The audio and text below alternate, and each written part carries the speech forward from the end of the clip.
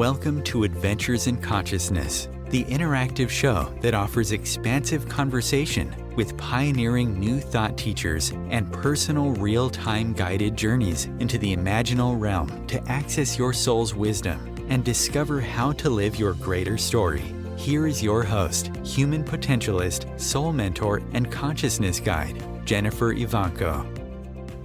Hello, everyone, and welcome to another Adventures in Consciousness, the conversation. So today, I had a very special topic I'd like to share with you. My mother recently passed, Sally Wilt Clifton. She left her body on September 25th, rather suddenly. As a spiritual healer, I know this is the beginning of an adventure for her. Of course, as a human, was shocked and in that kind of numb space for a while of trying to deal with human affairs and the funeral and whatnot. But as a spiritual healer, as I said, we know there's a transition that happens that is as beautiful as a birth. It's the other side of our life, and it's something we want to understand more and to make as graceful and peaceful as possible and evolutionary as possible. So I wanted to have a conversation today with a dear friend. But before we start, I wanted to mention, just so we have the languaging or an understanding, we talk about this reality where we are as this world of form or world of our reality and a very human place. And then we have this beyond or the invisible, or I said in the introductory, the imaginal.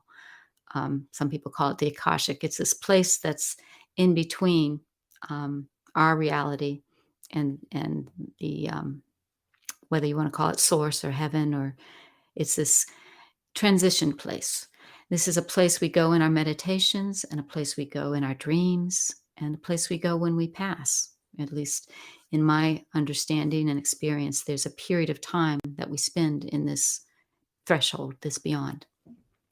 So today I'd like to talk about consciousness after death. And I have a dear friend who'd like to join us now. She's coming on.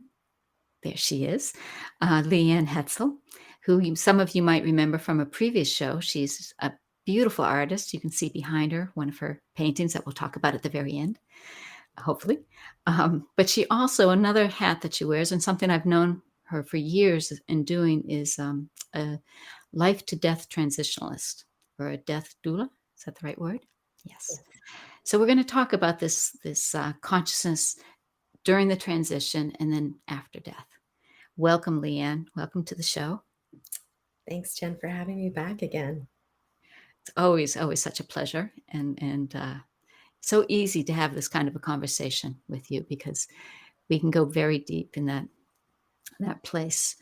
So I want to talk a little bit about first about your experience of being a life-to-death transitionalist. What does that mean?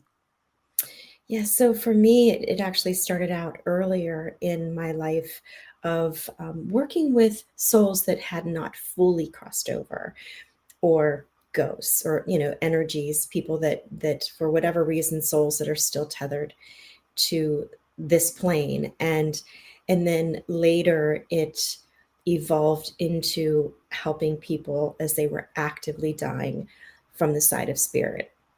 So being with them in those last days or weeks or hours, and assisting them in whatever they needed. And so regardless if it's somebody that actually left this plane 100 years ago, or somebody that's in the process of going through it today, my only role is safe passage, and my question is only, what do you require? That's beautiful. There's a few things you said there that I'd like to go back to. But first, this came to you when you were very young, right? You've had this experience of... Yeah, I say I came in with this. There wasn't, I didn't choose to do this work, and there was, I didn't go through training. It wasn't a conscious choice. It was something that I came in with. And as I grew into adulthood. It wasn't anything that I was doing, as a child or a teenager, but was a capacity that as I started focusing on my spirituality, my human potential, those capacities, it was just like, oh, it's there and it's always been there.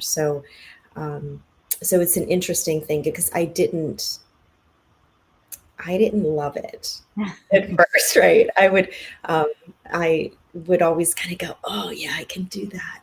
And it wasn't until I really owned it and fully understood what this gift was and that it is a gift.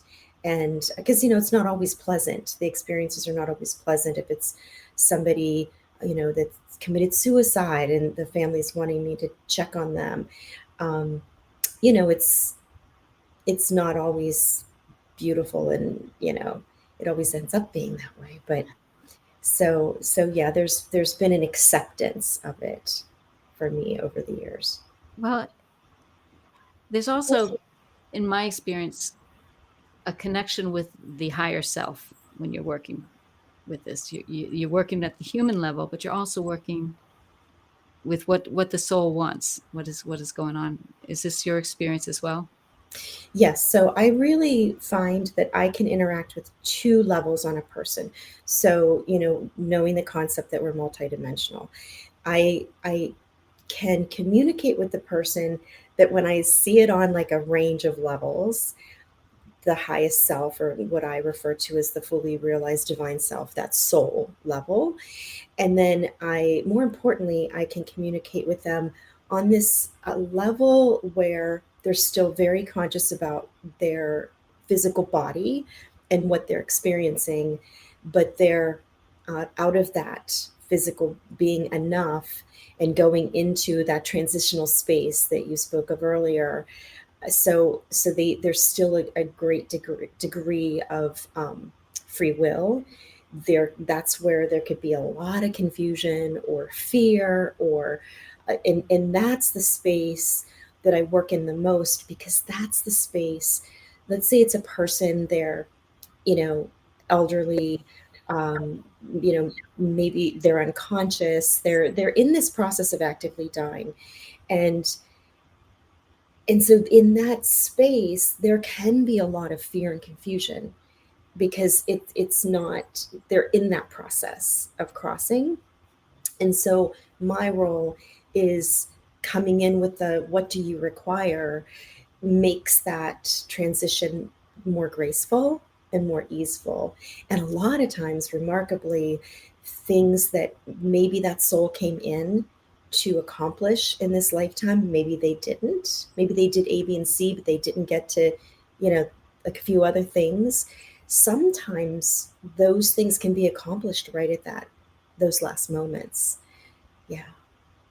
It's interesting. In my own experience with that transition, I didn't have it in the same way that you do, with that understanding that I'm a life to death transitionalist. But I've worked in that meta, that beyond, and come across or been connected with some souls that are trying to get to that light, or trying to, but they don't know.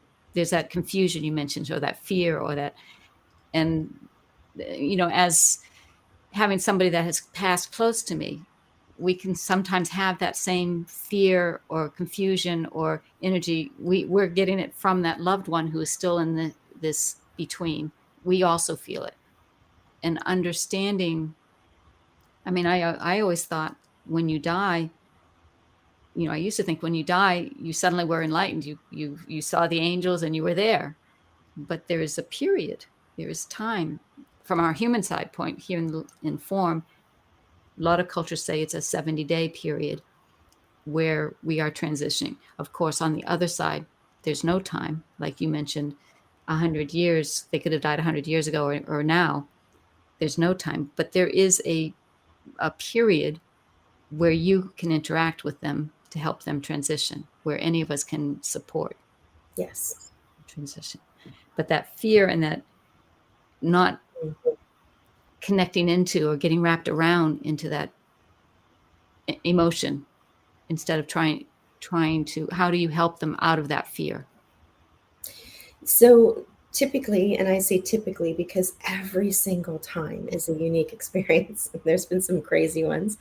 I call them in, regardless of what ends up happening.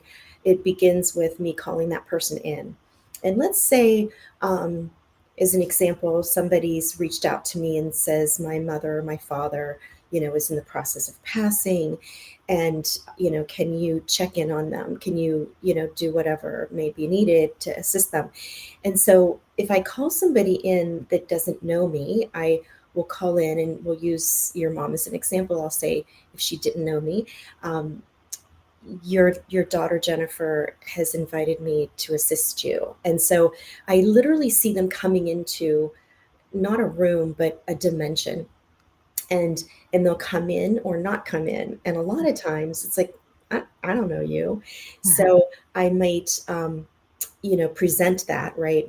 Which loved one requested it from me, and then I'll check back in a day.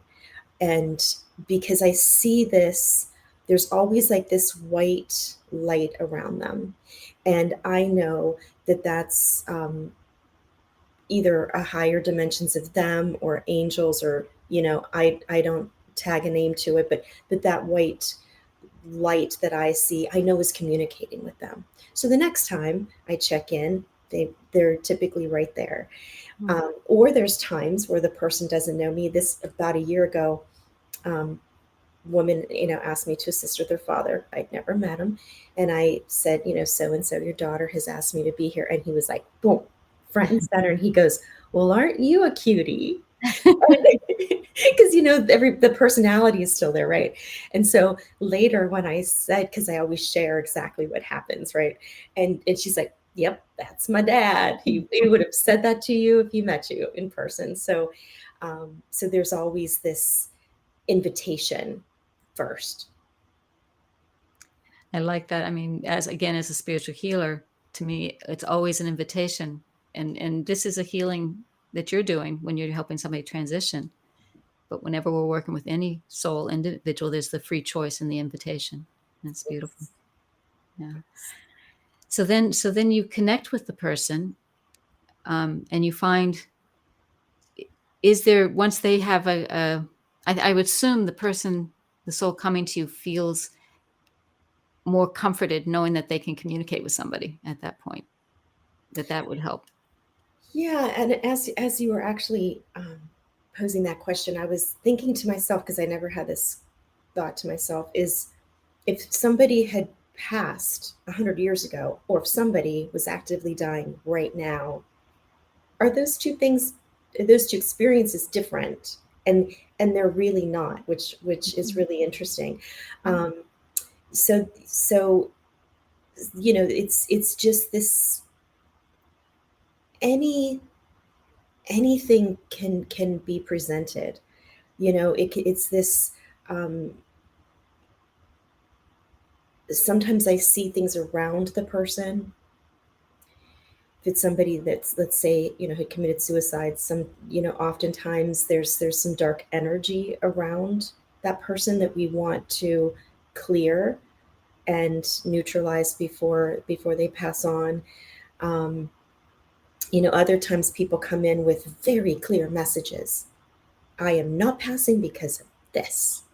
Right? Like one woman, she was, elderly, had been unconscious for weeks, and her daughter finally reached out to me, because when people kind of shy away from reaching out to me because they know my loved one's gonna pass, right? Like quicker probably. So she finally reached out to me, and she's like, we can't figure out, we don't understand it. Like everything's in order. We don't know why she's hanging on. And she came through the very, very simple concern, but it was tethering her. And it was, I'm afraid that my daughter and son are going to fight over my estate. And that was enough to hold her, to bind her to this reality. And so, this communication that comes through is coming through me. And as I understand it, It's coming through me because I'm a human on this earth and I'm closer to that dimension of them and can communicate with them. But it's absolutely coming from Christ consciousness through me. So it's coming from the divine. And so the words spoken are to her in that particular time was, oh, no, it's okay. That's not going to happen. Your estate will not cause any issues with your daughter and son.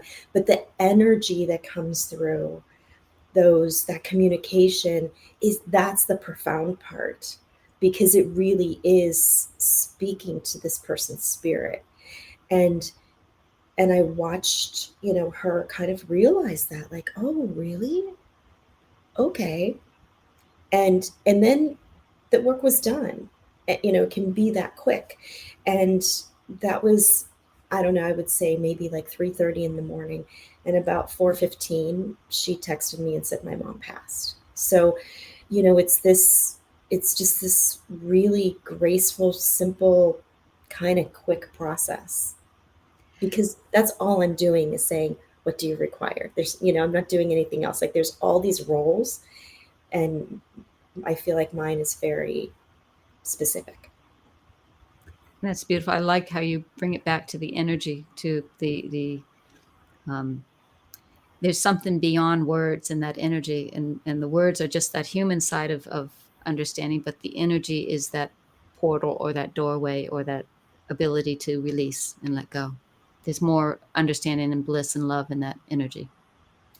Yeah, that's what's really happening. I feel that the conversation's happening just because of that particular dimension, so that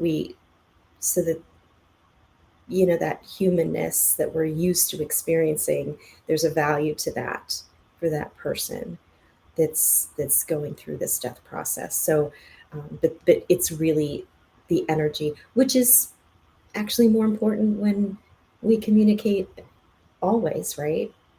Yeah. Somebody could say love you, but when there's that energy of love coming through a person, they could say, don't forget your coat, and that it's that love that's pouring through. So Yeah, beautiful. Yeah, I had experienced it. I just like to bring back the time that, I mean, you're working a lot with people that are dying now in that process. yes. And I remember one time, it was actually in Salem, Massachusetts, of all places. I was there with a healer that we were working with. We opened a house and we're working with people coming in with, back pains or different things. But there were two spirits in the house in Salem that were still in the house. Now, it doesn't mean they've been there for hundreds of years for on their side. Right. It's just a moment for them. But from our side, they had passed in the 1800s. And we were doing this healing work that the energy, the lines were open, the angels were here, and I like to work with Mother Mary. And that intense energy became a little bit intenser. We were working on one person here that's alive, and the two spirits were in the room, and the energy became intense for them to be able to cross, and it was helping this person here. But it was just interesting to see, as we raised the frequency, got the energy up, these spirits were able to connect and move into that energy and then move beyond. Wow, that's beautiful. Yeah. So I loved you have to know, for Leanne and I, part of our connection is she has this Christ consciousness energy connection, and I have this Mary connection, and together it just has been magical. We've had a lot of synchronicities in our Yes. life. Yes. So we've talked about this conscious, or this experience of dying, of separating. There's this period we separate from our bodies, and you're helping going into that light. But right now, this is a period also of, right this month, these October, November, we're in this time of the Day of the Dead for Mexico, or commemoration of death, or Halloween, or there's kind of that thinning of the veil where all of us can be in connection with our loved ones that have Yes. passed, animals and people. our pets. Do you have any experiences with the seasons, the changings? Does this happen more that you can be in connection with that? Yeah, I tend to feel more of this time of year when those veils thin. It is, that historical time to talk with people that are on the other side. And I can't explain it, but for me, I know that my role is that during the transition process. And so I have very little experience with once people are on the other side. In the past, people will say, "Can you please talk to my whatever mother or father? They passed 3 years ago, and we know they're on the other side." And I will do it because the person's asked me to, but it's not the same. It's not the same experience for me. So I just always say once a person's over, Mm-hmm. um, that that's somebody else's job. So when you're saying the other side, you're talking that they've already released the tethers. Yes. So we have 3 stages here. We have they're still physically in the body, breathing and alive. Then Right. there's that period that they're still tethered to the body or life, because maybe the body's been cremated or not, but they're not on the other side yet. They haven't transitioned. And you're Correct. talking about that period, sometimes in the physical body, but sometimes in that still tethered period. Correct. That's the space where I work. So once they're untethered, then I I feel like my role's complete. So I I can't explain why, but I know that like I stay in my lane. I know that there's people that are so gifted with those communications once people are untethered, um, but my lane is that tethered piece. And I think that's where we want to focus today too in this conversation, is that tethered place and not the beyond. But because to me that's, and again, it can be in human terms, it could be 100 years from our perspective. From their perspective, it's moments. It's like you're in the dreams. That's what you're experiencing in there. So I think it's fascinating to understand, or to begin to try to understand what that person who has passed and is still in that tethered place, which is purely natural. There's a period of time where you are organizing. You've just left the physical body, and maybe you don't know at first, and then maybe you start to understand, and then you have these concerns come up of, did I remember to go get the groceries, or did I remember to finish that work, or did I, little concerns just like we have now, right? Right. The free will is still activated, and all of that humanness is still there. And oftentimes when this piece is happening, the person is still living and breathing, Hmm. right? It's their this tethering piece is a soul transition. So much of the time the person is still, considered alive. And that's, you speak about time, this tethered space, it's leaving this reality too, so yes, there's this fear and free will, but it's not the same as we experience it because it is dimensionally out of the physical body. So when I'm talking with somebody there or interacting with somebody in that space, and they're not in pain, they're not, they are enough out of their physical form, and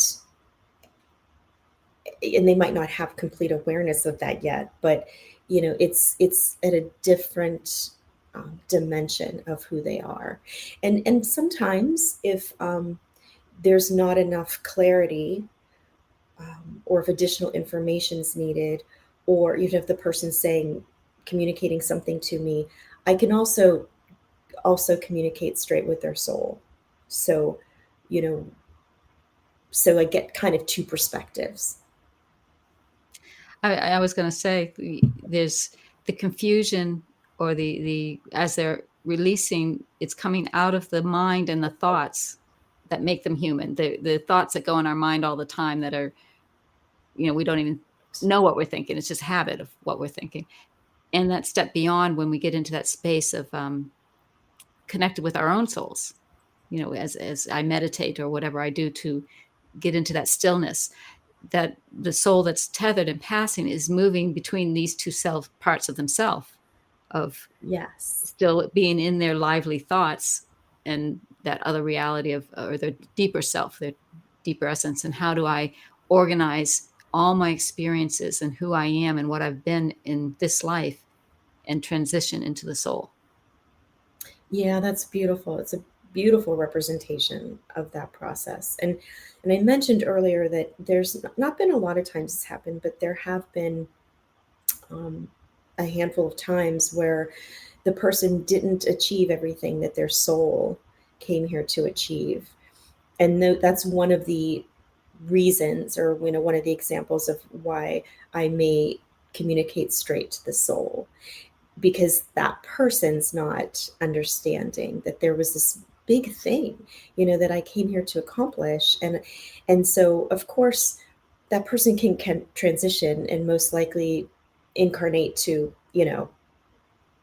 complete that task again. I don't know how, how that's going to go, but there is this opportunity, because of the interaction that's happening, to go ahead and have that lesson complete. And so to me, in a lot of ways, it's like they're going into that next stage of their existence with whole, right? And grace-filled and with peace and whole. And I know that it makes the rest of the journey easier. It helps untether them, which I know is my main role, because, a lot of things can keep a person tethered, and it can be as simple as that person feeling the energy coming from their loved ones, like, oh, I can't leave them. Say, that connection, and so a lot of times I'll say to people, you need to untether from them to make it easier for them. So we're going to come back to that part of it. What can we do, the still living, to help somebody that's going through that process, that period after the physical, but into the still being tethered? So where can we go with that? But let's go to break first, and we'll come back. Thank you. Real Conscious Connection. OMTimes Radio. IOM FM. OMTimes Magazine is one of the leading online content providers of positivity, wellness, and personal empowerment. A philanthropic organization, their net proceeds are funneled to support worldwide charity initiatives via Humanity Healing International. Through their commitment to creating community and providing conscious content, they aspire to uplift humanity on a global scale. OMTimes, co-creating a more conscious lifestyle. Hello, I'm Sandy Sedgbeer, host of OMTimes Magazine's flagship radio show, What is Going On? My passion is sifting through information, research, and innovations from new thought teachers, speakers, and researchers, pushing back the boundaries of what we know about life, energy, metaphysics, and the universe. I love shifting perceptions about who we are, why we're here, and how quickly impossible becomes normal when we open our minds, expand our awareness, and accept that the only limits that exist are those we place upon ourselves. So if you're the kind of forward-thinking, eager investigator of what lies beyond the current reality that most perceive, why not make a date to come play with me in the field of possibilities at 4 p.m. Pacific Time, 7 p.m. Eastern Time every Thursday, and together we can discover what's really going on.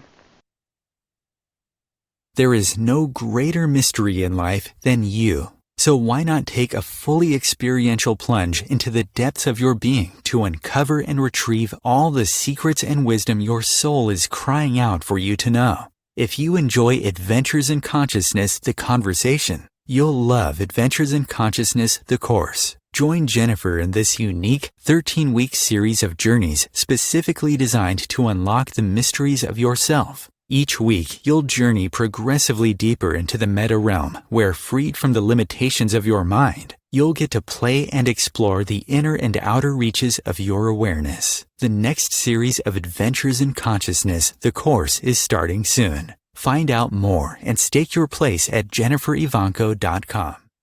There was an old woman who lived in a shoe. She had so many children, she didn't know what to do.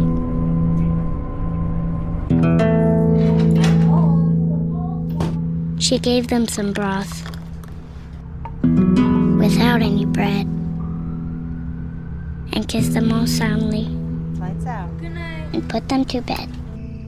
Hunger is a story we can end. End it at feedingamerica.org.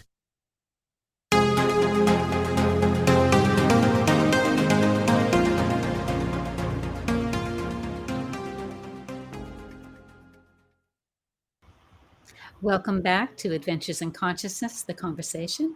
We're here with my guest, Leanne Heltzel, and we're speaking about that transition period of dying, of consciously dying, and of consciousness after death, while you're still tethered to the body.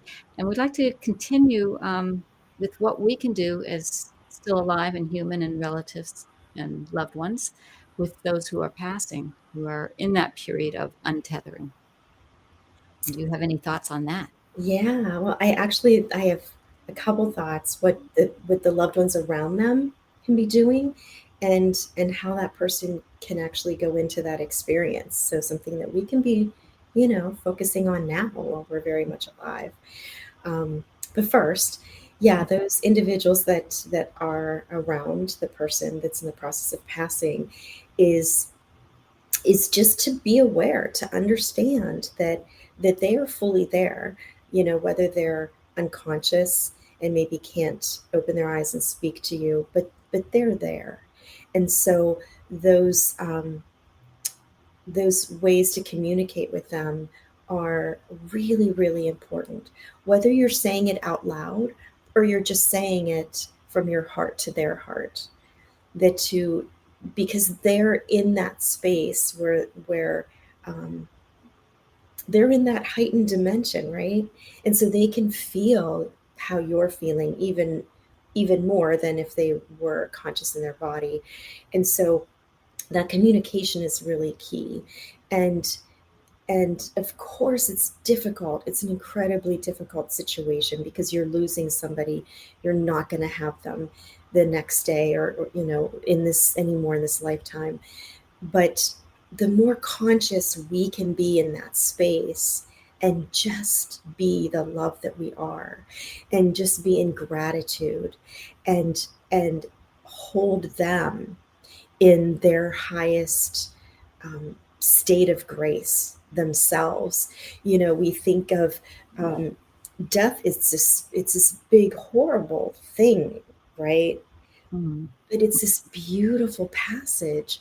So maybe to think about it as joyful as you would be as a child is being born, to be that joyful for them, for their soul, for this next piece, this next step in their existence, their soul existence. I like how you say that, for doing it for them, because we want to remember we're human. As I said in the beginning, with my mother passing, there's a human side of me, of course, that's going to grieve and be.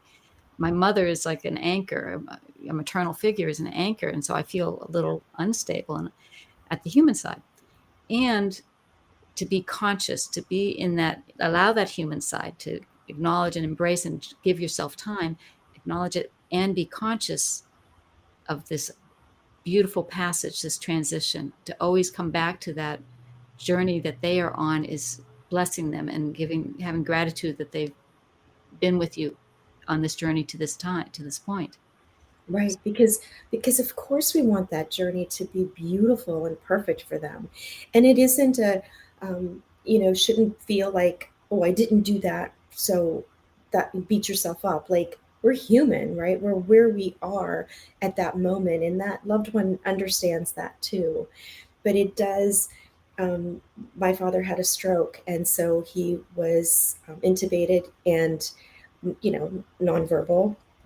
And so on the side of spirit, the first time I checked in, I call these check-ins with people. The first time I checked in, um, my nickname was Sis growing up, and he said, "Sis, I need you to, I need you to cut the tie. I need you to cut that tie you have to me." And so at that moment, I knew he was going to pass, right? Because it was early on in the stroke, and the medical team, hadn't given up. Like they were still very much working for his survival. And so as soon as he said that to me, I realized, yeah, I was very much having that human experience of, oh my gosh, my father's, passing. But that was the most important thing I could do for him. And that cutting that tie doesn't mean that love ends. It's not that at all. It's absolutely that tether to this dimension that gets severed. The love never gets severed. There's no way, to sever that. So to consciously be there for that person and see what this opportunity is for them and serve them, right? Because everybody's focused on, are you comfortable? Are you in pain? Is the light too bright? Also, be concerned with,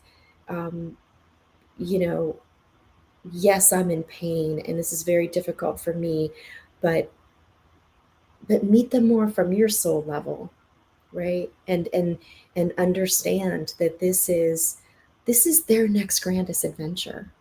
Right. This is a natural,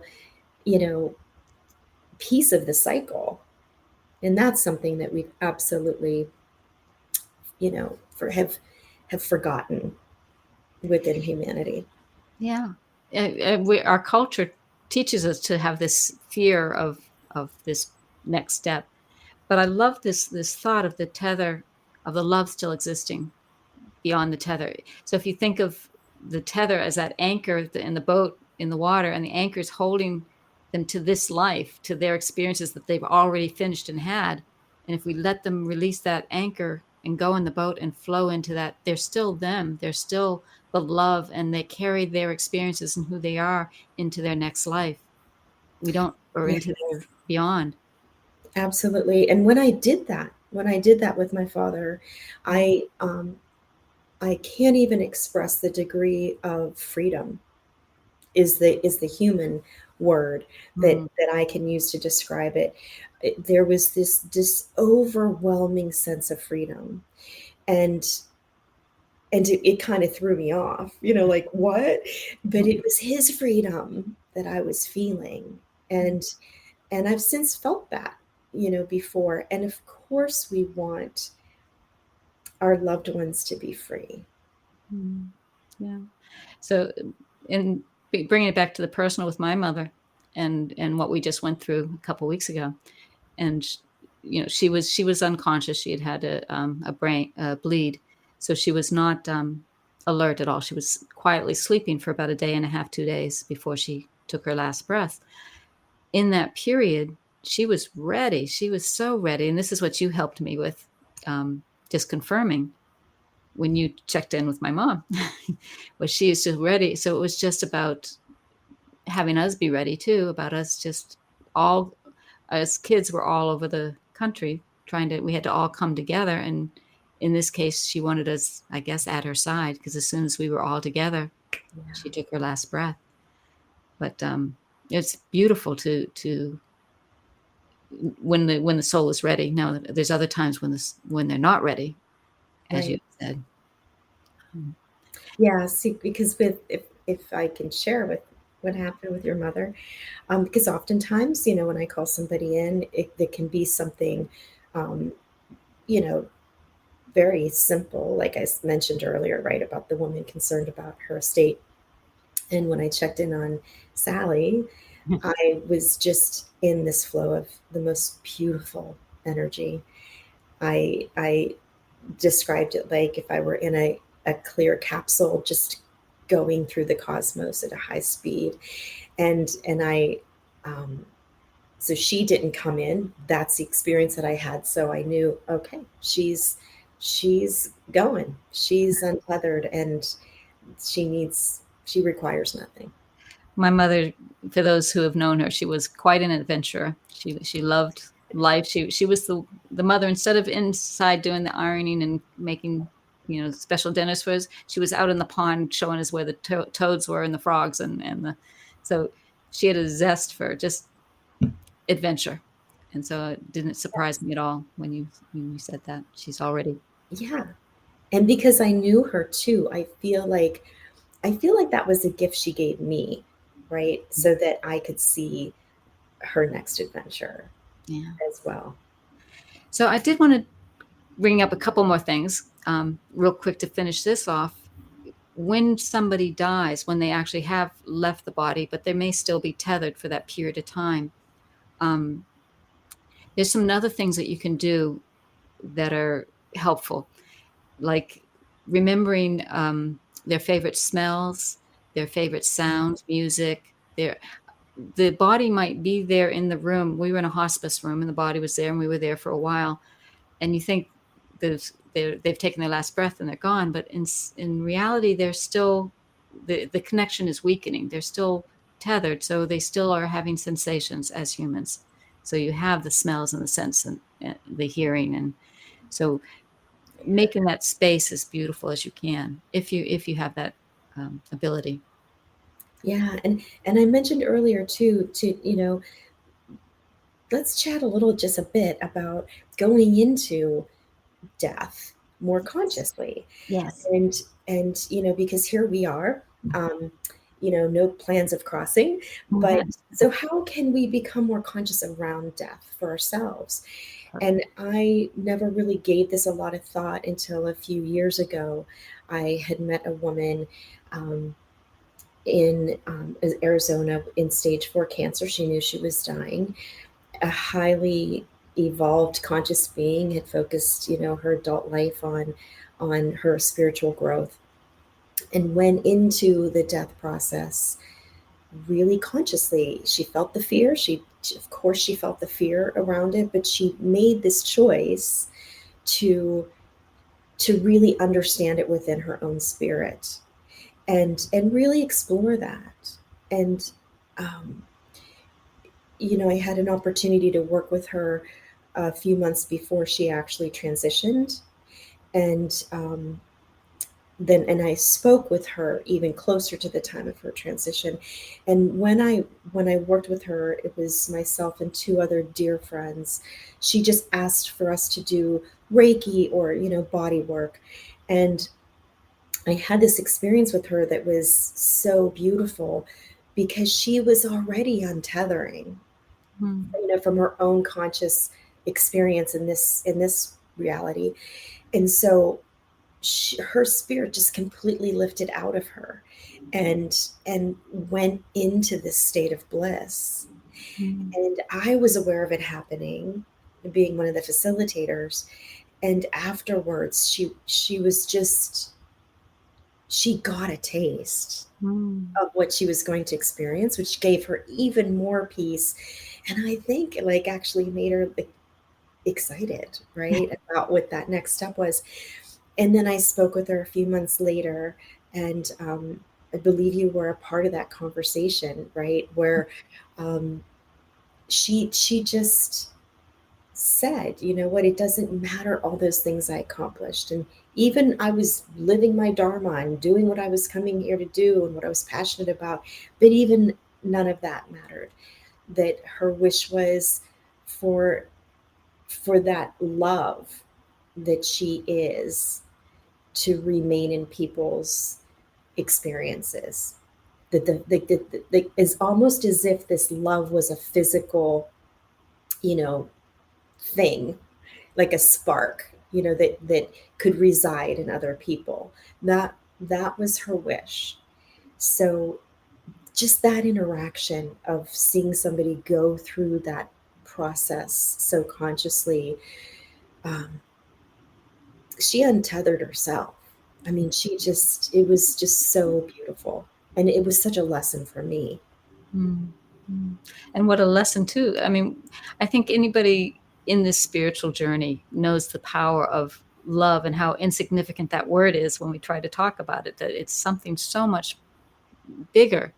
And to touch it as tethered, we're getting just a taste of it. To imagine what it is when you're untethered and go into that completely. Yes, and be that. And you mentioned my paintings. I have a channel painting that is the frequency of love. And what I understand about that is love is creation. Love is God, or the God of your understanding. It literally is that. So for her to want to remain, it's, if to think of it, if we're all fractals of, our soul is a fractal of that love, for her to want some of her to remain in those people here in this realm, it's such a beautiful gift, and an understanding that, there's that concept of, if I can be in that place and contemplate or understand my own death, then I can truly live. Because then it isn't this, oh, that's going to be scary, I'm afraid of that.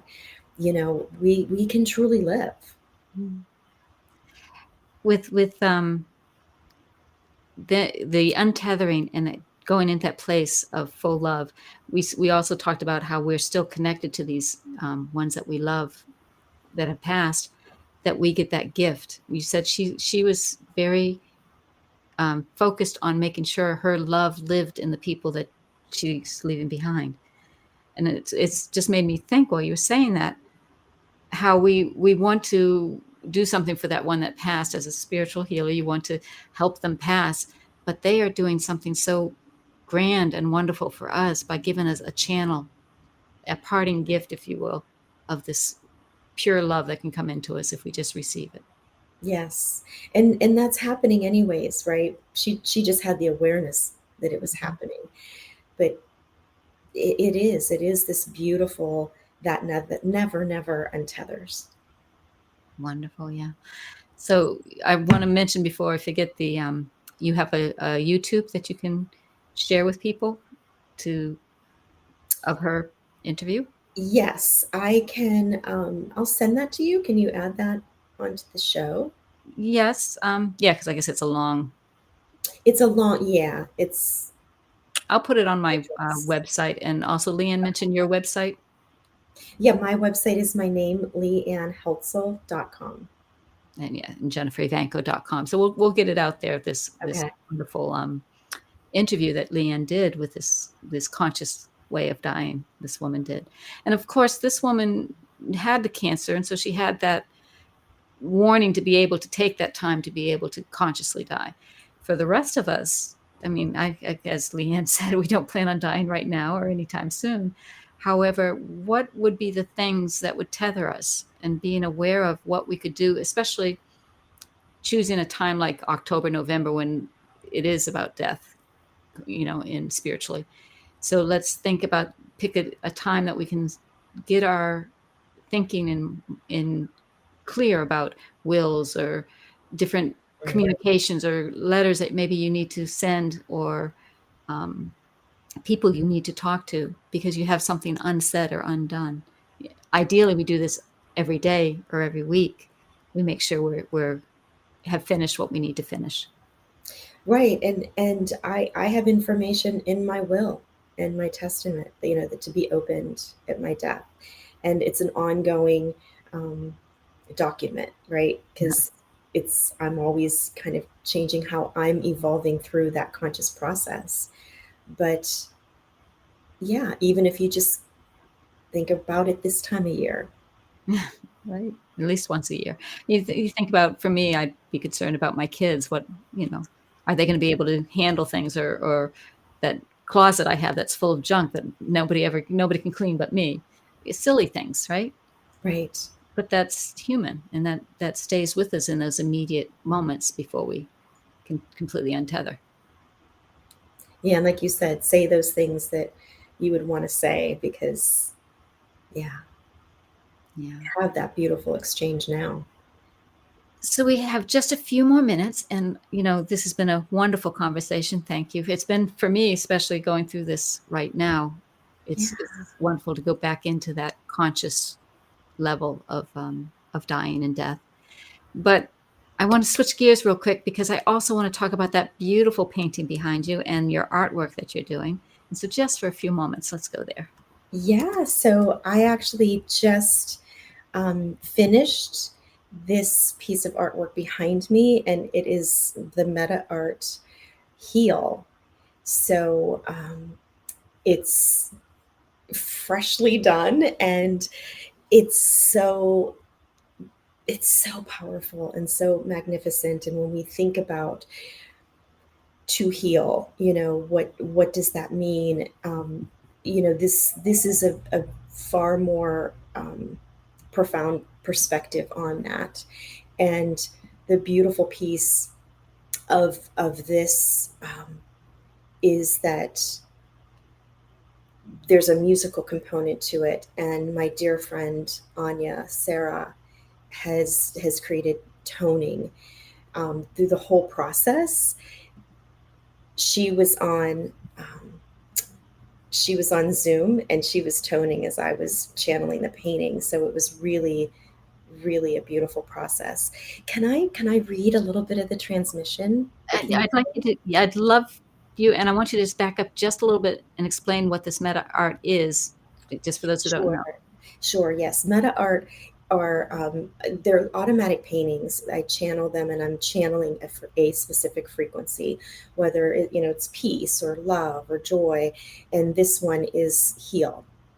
And so they emanate that frequency just as the painting themselves. But then when you meditate with them, or ocular meditation, you meditate with your eyes open, then the frequency goes in through your retina, straight to your hypothalamus, and directly to your pineal gland. So they bypass the intellect and your higher dimensions can interact directly with that frequency.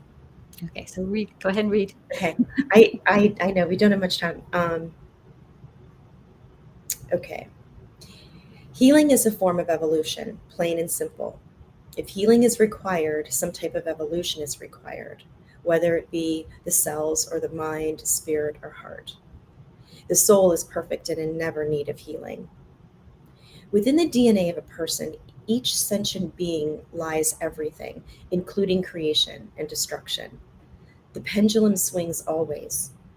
This conditioning or perceived reality is that if the pendulum swings too far towards creation, then you are a charlatan or against the way, whether it's Christianity or some other dogma, that you are simply not capable of healing. But this reality is changing now. A bravery is required to consider that you have the power of creation within you, for it is where you came. It is like saying to a child, you cannot possibly hold the biological traits of your parents, when in fact these biological traits are resonating even stronger, since within the timeline of this reality, that child resonance is closer to creation. In this time, when humanity is bringing into clearer vision the reality of destruction, so too it is bringing in this reality, this vision of creation. Heal sways the pendulum to creation and always away from destruction. That is all.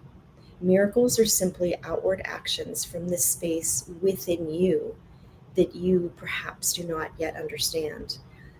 There are humans that can contribute to moving that pendulum with you. There's individuals here to support you, but the true power is within you.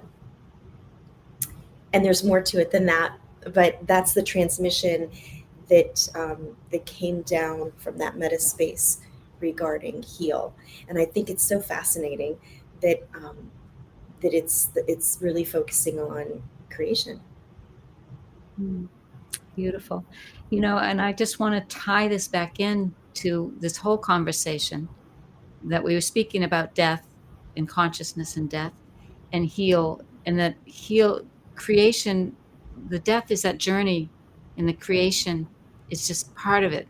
It's that transition, recreation. And so to me, heal is the perfect place right now for all of us. That's beautiful. Yeah. So thank you for leaving us on that note of heal. And Leanne, thank you as always for joining me. And thank you so much for having me, Jen. It's a blessing. And with that, I hope you will join me next week, or in a couple weeks. We'll have our next Adventures in Consciousness, the conversation. Until then, namaste.